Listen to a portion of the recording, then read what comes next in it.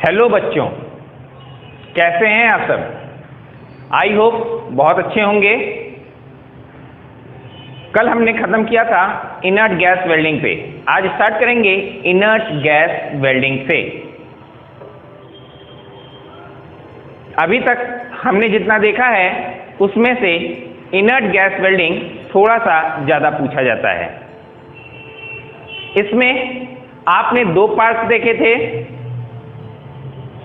कौन कौन से? TIG,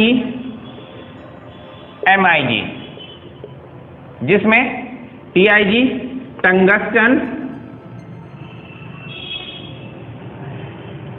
tungsten inert gas welding था।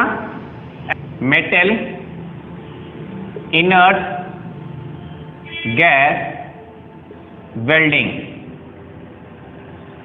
दो टाइप। हम टाइप्स में चलें उससे पहले थोड़ा सा इसके बारे में जान लें। जैसे कि कार्बन में आपने देखा, उसके पहले प्लाज्मा में देखा, सभी जगह पे इस तरह से देख रहे थे। तो वहां पे आपने क्या देखा था? जो भी टर्म आ रहा था उसका इस्तेमाल कहीं ना कहीं किया जा रहा था। यहाँ पे एक्स्ट्रा टर्म क्या आ रहा है? Inert gas. इनर्ट गैस का इस्तेमाल अब हम क्या करेंगे? शील्डिंग के तौर पे। तो पहला पॉइंट क्या हो गया? Inert gas is used as shielding of, किसकी शील्डिंग करते हैं? आर्क की। Shielding of arc. आर्क की शील्डिंग करने के काम ये आता है। इनर्ट गैस कौन कौन सी होती हैं? हीलियम, आर्गन, ऐसी गैसेस का इस्तेमाल हम करते हैं। तो अब इन्हीं के और भी सारे नाम हैं। क्या क्या? पहला हीलियम इनर्ट गैस वेल्डिंग, इसी का नाम है इनर्ट गैस वेल्डिंग का। दूसरा आर्गन आ गया, तो इसी का दूसरा नाम हो गया आर्गन इनर्ट गैस वेल्डिंग। आगे देखते हैं। Helium inert gas welding, argon inert gas welding, inert gas welding. इसी को इनर्ट गैस हटा दीजिए तो हीलियम गैस वेल्डिंग भी कहा जाता है, आर्गन गैस वेल्डिंग भी कहा जाता है, या आर्गन आर्क वेल्डिंग भी कहा जाता है, हीलियम आर्क वेल्डिंग भी कहा जाता है। एक ही बात है सब। नेक्स्ट पॉइंट आगे देखते हैं। TIG tungsten inert gas welding के बारे में। सबसे पहले टंगस्टन आ गया। इलेक्ट्रोड किसका बना होगा? टंगस्टन का। टंगस्टन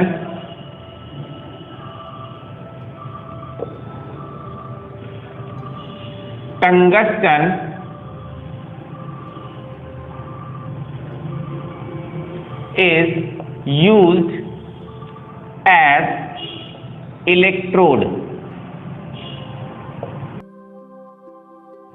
टंगस्टन की तरह इसका इस्तेमाल किया जाएगा। Tungsten is used as electrode. ये टंगस्टन कैसा मटेरियल है? Non consumable. तो ये कैसा इलेक्ट्रोड होगा? Non consumable electrode. कैसे इलेक्ट्रोड का इस्तेमाल करेंगे? Non consumable. AC and DC both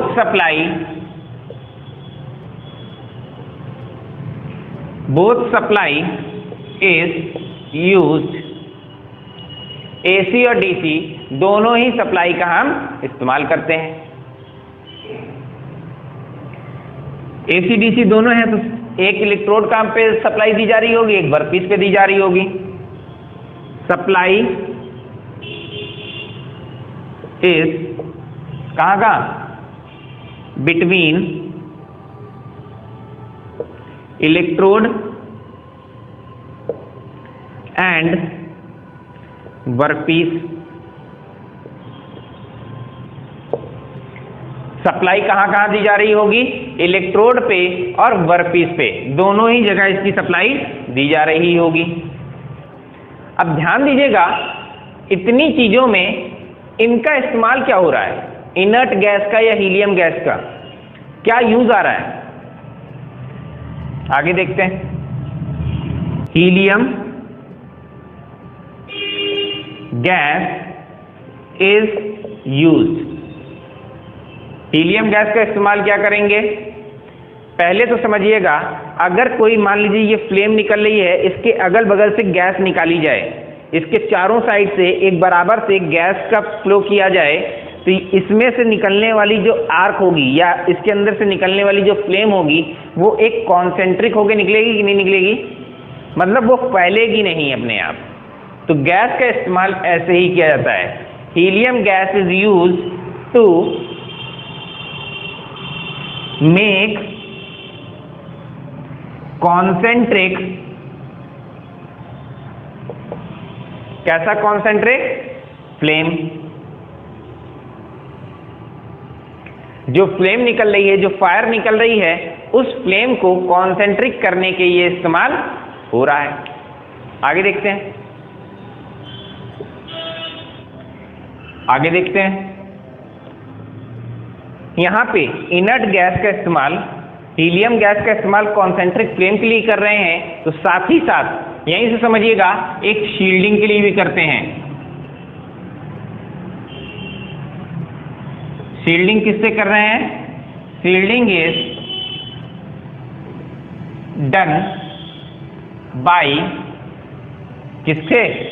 helium gas या कोई भी इनर्ट गैस से, बाय इनर्ट गैस। शील्डिंग तो आपको पहले ही बता दिया है क्या चीज है। जब वेल्डिंग करने लगे तो उस वेल्डिंग प्रोसेस में जो हिस्सा मतलब जिस हिस्से पे वेल्डिंग कर रहे हैं, उस हिस्से के अगल बगल या आसपास ना फैले, उसके लिए हम क्या करते हैं? शील्डिंग करते हैं। वो शील्डिंग गैस का ही काम करती है, मतलब वो उसको फैलने से रोकती है। शील्डिंग भी किससे की जा रही है? इनर्ट गैस से। आगे, it is used to weld thin metal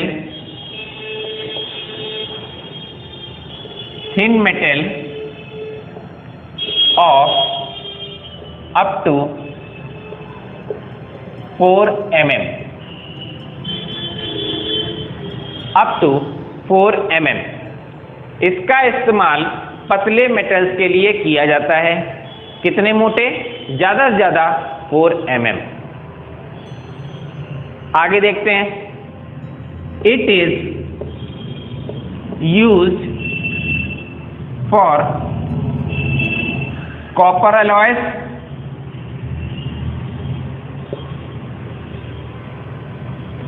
aluminium,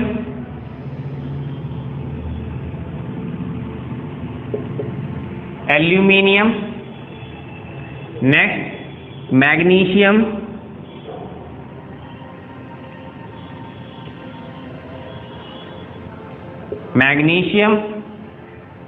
and stainless steel. बाकी तो नहीं, आपसे मैग्नीशियम के बारे में बहुत बार पूछा हुआ है कि मैग्नीशियम की वेल्डिंग किस प्रोसेस के थ्रू करना ठीक होता है। तो ये TIG वेल्डिंग से मैग्नीशियम बहुत अच्छे से वेल्ड होता है।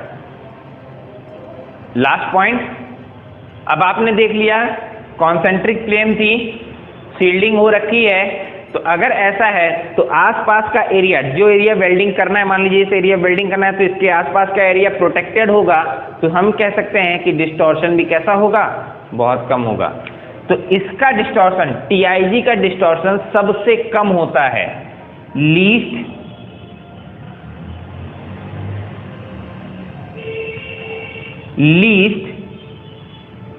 Distortion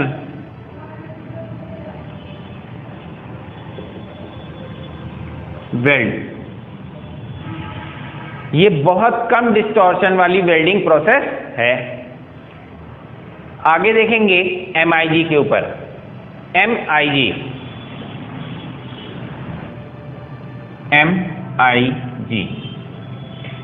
metal inert gas welding.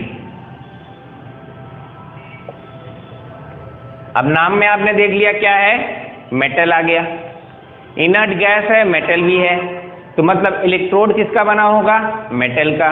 अब मेटल का इलेक्ट्रोड बनाते हैं तो आप फर्क क्या जानते हैं, इलेक्ट्रोड किस तरह का हो गया, अब कंज्यूमेबल हो जाएगा। किस टाइप का हो जाएगा, कंज्यूमेबल हो जाएगा। आगे समझते हैं, मेटल इलेक्ट्रोड इज यूज्ड, पता चल गया। मेटल इलेक्ट्रोड का अगर आप इस्तेमाल कर रहे हैं तो आगे समझिएगा, ये मेटल इलेक्ट्रोड गलेगा भी, मतलब उसके अंदर जो खाली जगह वेल्डिंग करनी है आपको, उस जगह जाके ये भर भी जाए तो इलेक्ट्रोड कैसा होगा, कंज्यूमेबल इलेक्ट्रोड। इतना जान लीजिए, कंज्यूमेबल और नॉन कंज्यूमेबल के लिए जितनी भी जगह पे खुद इलेक्ट्रोड पिघल करके मेटल चीज की जगह पे जो खाली जगहें हैं वेल्डिंग के जगह जो है वहां जाके अगर खुद से भर रहा है तो वो इलेक्ट्रोड कैसा होगा, कंज्यूमेबल। और अगर उसके साथ किसी तरह से फिलर रॉड लगा करके हम वेल्डिंग कर रहे हैं तो कैसा होगा, नॉन कंज्यूमेबल। तो ये तो अपने आप लोगों को क्लियर हो जाना चाहिए। अब बाकी मेटल इनर्ट गैस के अंदर बाकी सारी चीजें टंगस्टन के जैसे सेम है, TIG के सिमिलर है। Remain all things is similar to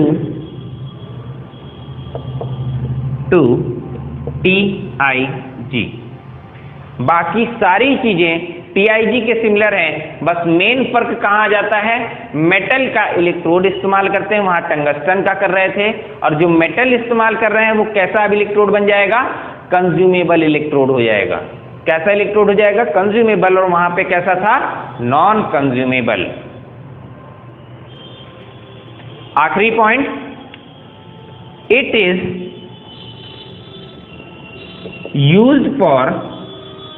used for thickness more than 4 mm, मतलब 4 mm से ज्यादा सीट को, 4 mm से ज्यादा की सीट को जोड़ने के लिए हम क्या इस्तेमाल करेंगे, MIG का।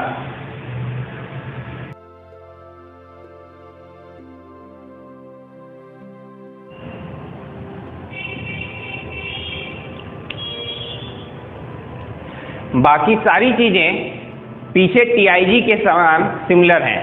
यहां पे फर्क बस इतना समझिएगा, इसका जो बनाया जाता है, ये जो इलेक्ट्रोड बनाया जा रहा है इस तरह से बनाया जा रहा है कि इसके बीच से ये जो बीच की रॉड है ये इलेक्ट्रोड का काम करेगी, ये इलेक्ट्रोड का काम करेगी। हम मतलब इस पाइप के थ्रू, ये बीच वाली जो पाइप है, इस पाइप के थ्रू हम इस इलेक्ट्रोड को आगे पिघलाते हुए आगे बढ़ाते जाएंगे। मान लीजिए हमें इसी के अंदर बनाना हो तो हम ये इसमें से इसको बना दिए, अब ये हम इधर से सरकाते जाएंगे तो ये आगे जाके गलता जाएगा, उसी में जुड़ता जाएगा। आगे समझिएगा, ये जो खाली हिस्सा दिख रहा है आपको, ये इधर का खाली हिस्सा, ये हिस्सा यहां भरा होता है गैस चैम्बर। गैस चैम्बर, या फिर हम इसी को कनेक्ट कर देते हैं बाहर रखे हुए सिलेंडर के साथ। ये सिलेंडर किसके होते हैं, हीलियम गैस या किसी भी इनर्ट गैस के। इनर्ट गैस जो इसमें भरी रहती है, अब वो इन खाली जगह के सहारे ये इस जगह से होते हुए इसके बाहर निकलती है। अब यहां मान लीजिए आर्किंग बनना चालू हुई, इसके थ्रू आर्किंग बनना मान लीजिए चालू हुई, तो ये गैस तेजी से निकलती है और इसके आर्क को फैलने से रोकती है, इनके आर्क को फैलने से रोकती है, और ये क्या हो जाएगा, फिर अगल बगल की आर्क इसमें खत्म होने लगेगी और ये कॉन्सेंट्रेट होकर के ये कॉन्सेंट्रेट होकर के आगे मुड़ जाएगा और सब बीचों बीच पड़ेगी। इसकी जो आर्किंग हो रही है वो पूरी बीचों बीच पड़ेगी। सेम प्रोसेस TIG में भी है, सेम प्रोसेस MIG में भी है। यहाँ पे सप्लाई भी वैसे ही है, एक इलेक्ट्रोड पे दे रहे हैं, एक वर्कपीस पे दे रहे हैं। सारी चीजें TIG और MIG में सिमिलर हैं। मेन डिफरेंस कहाँ पे है? एक में इलेक्ट्रोड हमने टंगस्टन का इस्तेमाल किया, एक में मेटल का। एक में कंज्यूमेबल है, एक में नॉन कंज्यूमेबल। एक में आपका मेटल शीट जो इस्तेमाल हो रही है वो 4 mm से मोटी है और दूसरे में पतली है। एक लास्ट टाइप है स्टड आर्क वेल्डिंग या स्टड आर्क वेल्डिंग। इसके बारे में मैंने आपको टाइप्स में नहीं बताया था क्योंकि ये बहुत सारी बुक्स में है और बहुत सारी बुक्स में नहीं है, इसलिए स्टड आर्क वेल्डिंग के बारे में मैंने पहले नहीं बताया। लेकिन बहुत सारी जगहों पे इसे इनर्ट गैस वेल्डिंग का ही एक पार्ट बताया जाता है। इनर्ट गैस वेल्डिंग का ही एक पार्ट बताया जाता है। फर्क क्या हो गया? इनर्ट गैस का पार्ट है तो इसमें भी क्या यूज हो रहा होगा? Inert gas shielding. Inert gas shielding, inert gas shielding is used.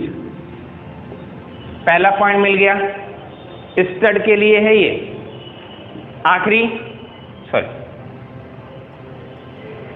Next point,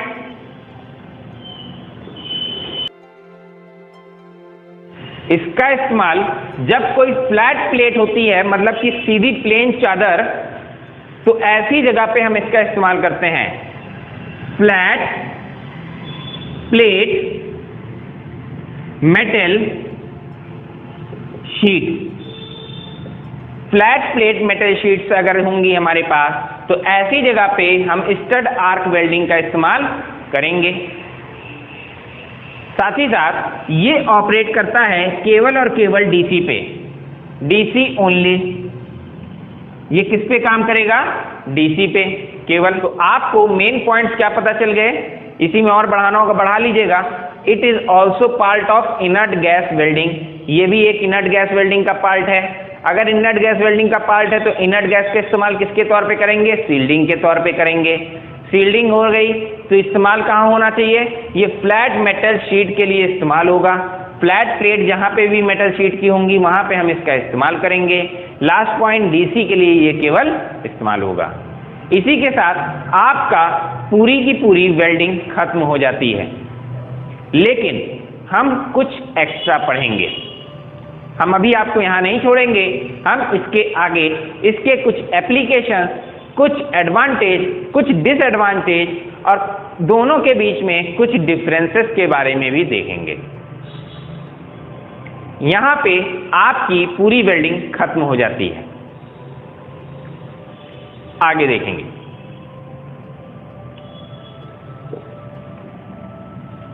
अब देखेंगे एडवांटेज और डिसएडवांटेज के बारे में। जो आर्क वेल्डिंग हम लोग पढ़ रहे हैं इसके कुछ ना कुछ एडवांटेज और डिसएडवांटेज होने चाहिए, तो उसके बारे में थोड़ा सा समझते हैं। तो पहले जानते हैं एडवांटेज को लेकर के। पहले जानते हैं एडवांटेज के बारे में क्या है। सबसे पहला पॉइंट, आप देख रहे हैं बाकी सबके कंपैरिजन में ये जल्दी हो रहा था, तो क्या हो गया? स्पीड,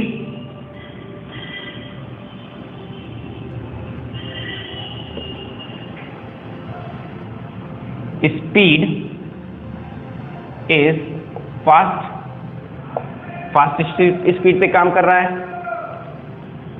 रिलायबिलिटी,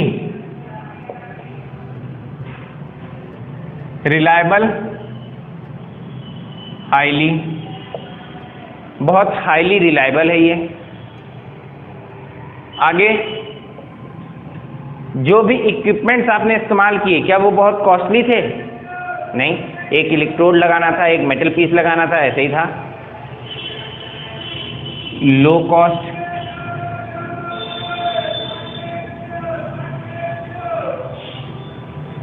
मेंटेनेंस बनाने के बाद क्या बार बार इस्तेमाल करना पड़ रहा है, ये बार बार चेंज करना पड़ रहा है? नहीं। बनाने के बाद क्या बार बार चेंज करना पड़ रहा है? नहीं। तो लो मेंटेनेंस,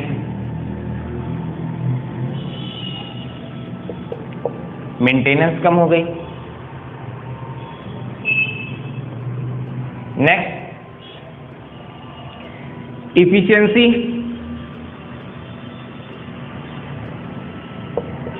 हाई होगी, हाई इफिशिएंट होगा। स्ट्रॉन्ग, जो बॉन्ड बन रहा है, जॉइंट जो बन रहा है, जो वेल्डिंग हो रही है वो बहुत स्ट्रांग है। स्ट्रॉन्ग, स्ट्रॉन्ग लिख दिया है क्या? नहीं।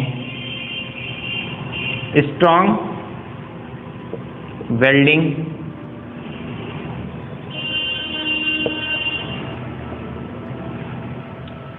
जब कॉस्ट ज़्यादा नहीं है, मेंटेनेंस ज़्यादा नहीं है, तो सीधी सी बात है इसके इक्विपमेंट भी बहुत आसानी के होंगे। कह सकते हैं सिंपल इक्विपमेंट, सिंपल इक्विपमेंट का हम इस्तेमाल करेंगे।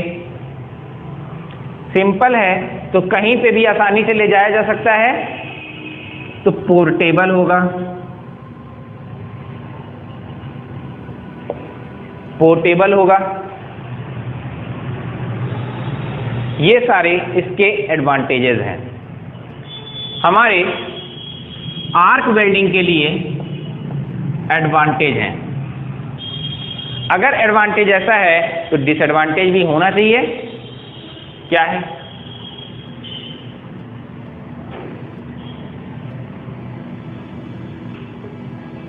डिसएडवांटेज, बहुत ज़्यादा इसके डिसएडवांटेज नहीं है, लेकिन कुछ तो हैं। सबसे बड़ा डिसएडवांटेज इसका क्या है? आर्किंग, मतलब कहीं पे भी आप अगर आग लगा के कोई काम कर रहे हैं तो जरूरी सी बात है उसमें बहुत ज़्यादा संभाल के काम करना पड़ेगा कि नहीं करना पड़ेगा? High controlling,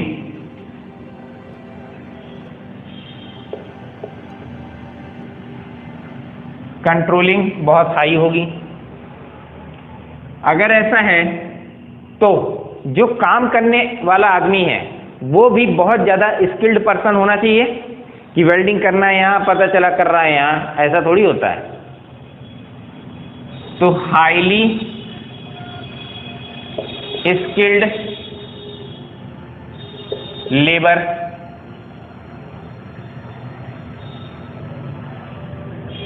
highly skilled labour.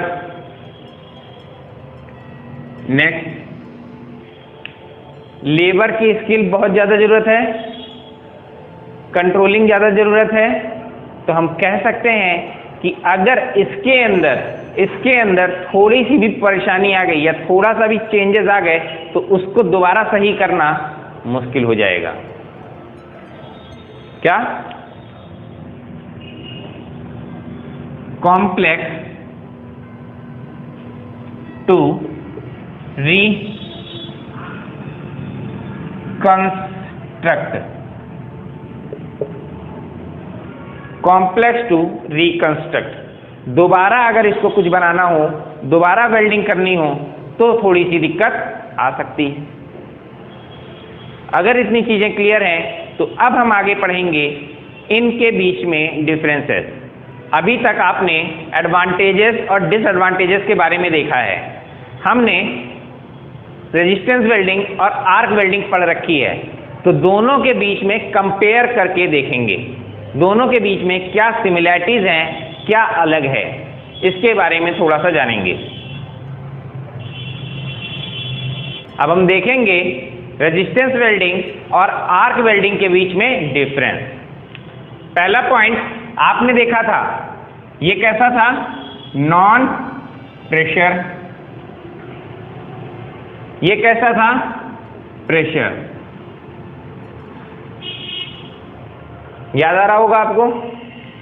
Non pressure है तो हीटिंग कैसी होनी चाहिए? Below melting point below melting point, melting point से कम पे काम करेंगे, इसमें above melting point.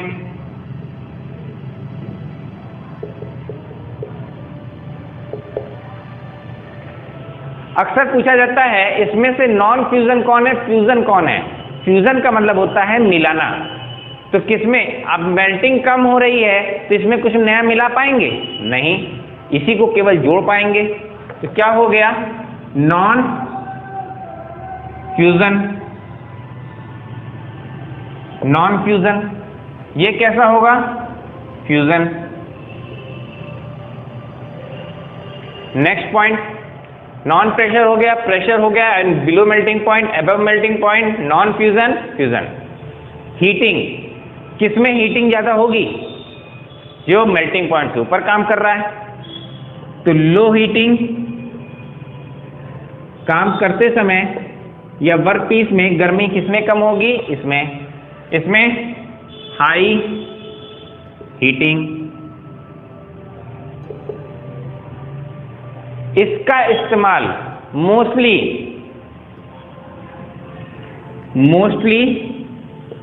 AC supply के साथ हो रहा था। इसका इस्तेमाल mostly AC and DC both,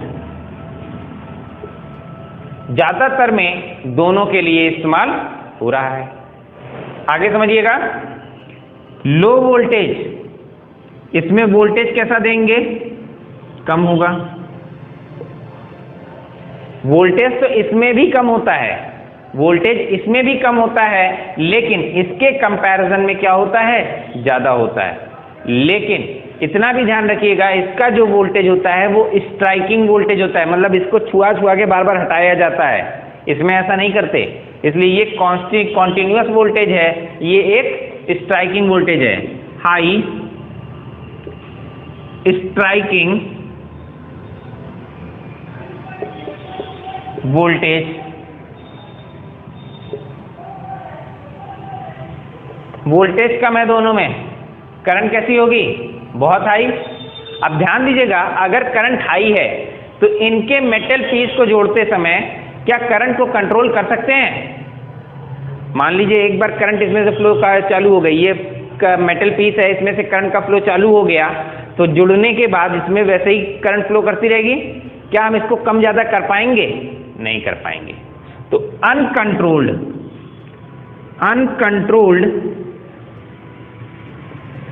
current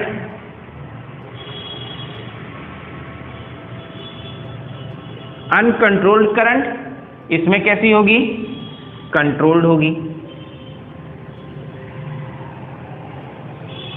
इसका इस्तेमाल यूज्ड फॉर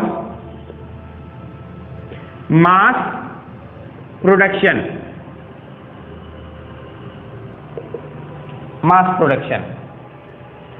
वैसे ही ये not used for mass production. छोटा मोटा चीज जोड़ना हो या छोटी मतलब चीजें जोड़नी हो जो एक ही जगह पे वेल्ड करना हो, तो ऐसी जगहों पे हम इसका इस्तेमाल तो आसानी से कर लेंगे। लेकिन मान लिया कि हमें एक शीट ये जोड़नी हो, एक ये जोड़ना हो, इसके बीच में इतनी गैपिंग रखनी हो, तो क्या अब इतनी गैपिंग का हम वेल्डिंग कर देंगे, नहीं ना। तो हम इसके लिए क्या किए कि इसके बीच में एक हमने अलग से मेटल पीस लगा दिया। अब क्या, अब तो हमें केवल इन दो पॉइंट्स को जोड़ना बचा रह गया ना, तो काम ये जल्दी होगा कि इसके बीच में पूरी वेल्डिंग भरें, वो ज्यादा जल्दी होगा। बिल्कुल सी बात है कि इसके बीच में अगर हम दूरी पे मेटल पीस रख दें तो मास प्रोडक्शन इसके अंदर ज्यादा होगा, इसमें कम होगा।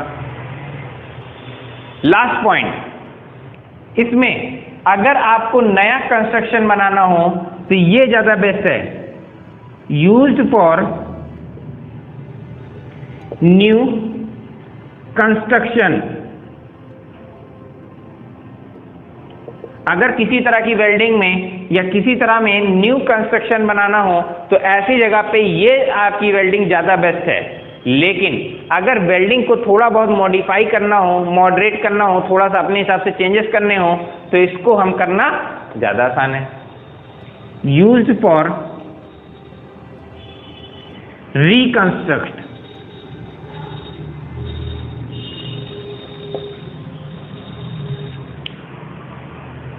एक एक्स्ट्रा पॉइंट है, अगर आप खुद ही सोचें तो समझ सकते हैं वो पॉइंट के बारे में। क्या है कि रेजिस्टेंस वेल्डिंग में जो कांटेक्ट बनाए जा रहे थे वो कैसा बिहेवियर दे रहा था?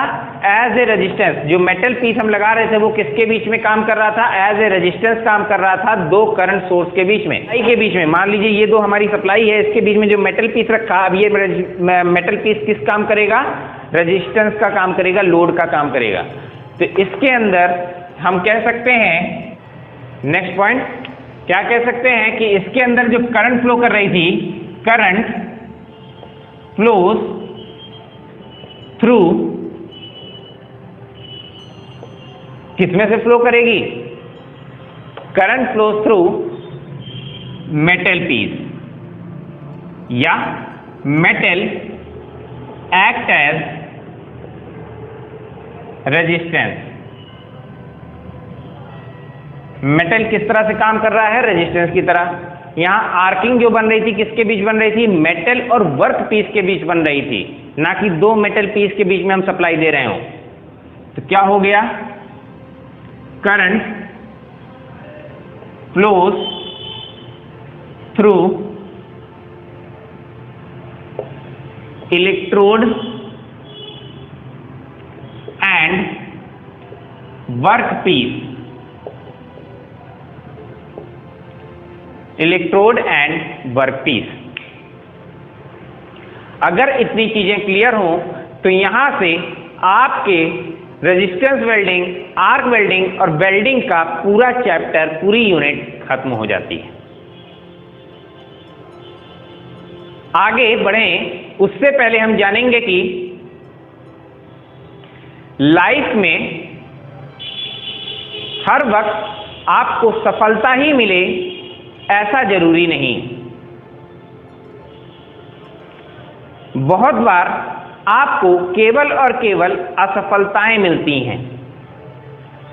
उन असफलताओं से निराश होने की जरूरत नहीं है, उसको अपनी सफलता के लिए, अपने आने वाली सफलता के लिए सीढ़ियां बना करके आगे बढ़ते रहें और पढ़ते रहें।